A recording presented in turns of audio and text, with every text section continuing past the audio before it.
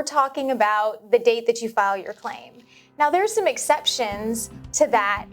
One of those being if you have been diagnosed with a condition that you filed for after you filed the claim. So here's an example. If you file a claim for service connection for diabetes, but at the time you file you're pre-diabetic, and then after you file your claim, then your levels are such that you become diagnosed with diabetes, then your effective date is going to be the date of your diagnosis. But for the most part, Shelly, it really is the date that you file your claim. Gotcha. And I think another exception would be if you file it within 1 year of your discharge, then your effective date will actually be your date of discharge. So that's an exception to the rule. That's a good one. And along those same lines, when you file for, or when a surviving spouse files for dependency and indemnity compensation, essentially the same thing applies. As long as the surviving spouse files within 1 year of the date of the veteran's death, then the effective date is the actual date of the veteran's death and not the date that the spouse filed the claim.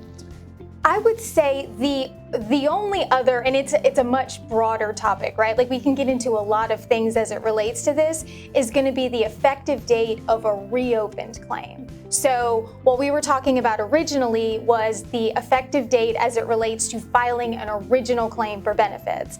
And then once the VA issues a decision, whether it be favorable or unfavorable, and favorable in the context of granting service connection, but maybe not granting at the evaluation or rating that would be appropriate, there's a certain amount of time to appeal. And if an appeal isn't filed within that time period, then that decision becomes final. And then when you reopen your claim, there are a lot of different ways, or at least there were under the legacy process, right? A lot of different ways to potentially get an earlier effective date than the date of actually filing that official claim to reopen.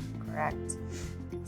So now under the AMA, when you file your supplemental claim to reopen, that it will be your effective date unless your appeal is still pending or you're within the 12 months that Stacey was talking about since the rating decision from that original decision. On the face of it, it's an error that the VA makes that would have changed the outcome of the decision at that time without adding any evidence. Those are difficult to prove, but they are possible. If you can prove that that type of an error was made, then you can reopen, or I guess not really reopen, but file that Q claim and argue that earlier effective date that way. But those can be difficult to prove. So, as it relates to claims to reopen, Shelly was just discussing that you would file a supplemental claim, or an 0995 that we call that, in order to reopen a claim under the AMA. And so AMA went into effect in 2019. Prior to that, there were a lot of different ways, a lot of different ways to reopen to begin with. But in addition to that, even when you filed your claim to reopen, there are other ways or other things that you can look for in order to get an earlier effective date in between that date of the original claim and the decision that decided that original claim, whether favorably or unfavorably, and then the date that you reopened it. So one of those things to look for would be, prior to 2015, there was a regulation that allowed for anytime a veteran had filed a claim for service connection and had been granted service connection, anytime thereafter, again, up through 2015, if there were VA treatment records that showed that the veteran's condition, that service-connected condition, was entitled to a higher evaluation, that acted as a claim to reopen and could potentially date the effective date back to those records. Yes. And as Stacey was saying, under the older legacy system, if a veteran received a denial for service connection or an increased rating, and then the same thing happened within 12 months of that rating decision, there were VA medical records or vocational rehabilitation records that showed something that either entitled the veteran to service connection or an increased rating, then we could argue that as new evidence which would hold that decision open so that you could get an earlier effective date. But all that kind of changed with the AMA, which came into play in 2019. When a veteran files an original claim for service connection, and I suppose it could relate to either, but typically we're going to see this happen when a veteran has filed a claim for service connection, and at the time of the claim and at the time of the VA decision, there are not service records, or there are not service treatment records, so that the in-service medical records or personnel records or any records really from service that were not present in the claims file at the time of that decision. And then when the veteran refiles later on and those records are utilized as far as granting that claim, then the veteran could potentially be entitled to an effective date of the very original claim that they filed. That's a good one. Definitely. It's a good one when you can find it, for sure. It definitely is. One of the issues that we run into a lot with effective dates is determining the correct effective date for an award of TDIU, which is the total disability based on individual unemployability. And the regional office normally will grant that claim when the veteran submits the VA Form 8940, which is just the form that they require the veteran submit for that claim. That is not usually the correct effective date, so we would tell people to be on the lookout for that. There are a number of different ways that the veteran could be entitled to an earlier effective date for TDIU, despite the fact that they didn't file the 8940 until whatever date it is that they submitted that. One of those could be that they were rated at the IU eligibility requirements previously and that the VA did not consider that. IU is supposed to be an implicit benefit, so inferred benefit, I should say. So they are required to consider that once a veteran reaches that eligibility. A lot of times they do not notify the veteran of that.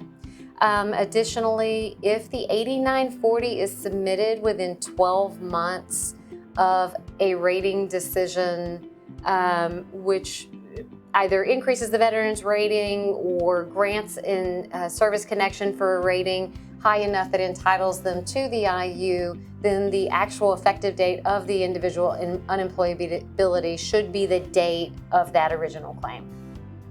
So what kind of things are you looking for when you're working on cases as far as, trying to see if the VA missed something that would allow for that earlier effective date for TDIU? So like as an example, one of the things that I look for is, did the veteran mention anywhere in the file at all that they were receiving Social Security disability benefits? Because typically they're going to have identified some type of income that they're getting in one of the applications that they filed. And if they list Social Security disability, then, I'm going right there. They've notified the VA that they've been determined to be unemployable. Right. Another is I will always look for the vocational rehabilitation applications or grants of benefits to see whether if the veteran's reaching out to the VA and telling them that they're having difficulties working or that they're unable to work due to their service-connected disabilities. That sometimes is a really good way to get an earlier effective date. So you mentioned that TDIU is an implicit benefit, and some of the other ways I think that are really important to look for as far as earlier effective dates are the other types of implicit claims, which go along with the expressly raised claims as far as being within the scope of those claims. And so, within the regulations, the VA is required to evaluate the claim for things that are included based upon, what's in the medical records, the type of complaints that the veteran has made regarding the condition, and grant them the things that are reasonably raised within the scope of those claims. So here's another example, and we'll go right back to my diabetes that I was talking about before. The veteran expressly raises a claim for diabetes, and they have shown evidence and they prove their claim for diabetes and are granted service connection. But the veteran also experiences neuropathy, retinopathy, kidney disease, all associated with the veteran's diabetes. and the VA doesn't look at or evaluate any of those. So say that 1 year period runs for the appeal of that rating decision, and the veteran brings it up again later. The veteran can argue that those reasonably raised complications of the diabetes were within the scope of that original claim and look for an earlier effective date there. And that's a great point, and a lot of times we can find those within the C&P exams. So if a veteran looks at the C&P exam report, they may even see that the examiner makes a point that this person has diabetes and they're suffering from neuropathy, but then the adjudicator at the VA doesn't rate it at all, and they just rate the diabetes, and that's a really good way to prove the reasonably raised claim. And there are a lot of different conditions where that applies too. And so, I mean, you definitely, for almost, every condition that a veteran has, you have to be looking at what other things did this condition cause to see whether or not you can get an earlier effective date for all of those various conditions. And that really helps as far as the increased overall total rating and those past due benefits, the additional past due benefits. Yes.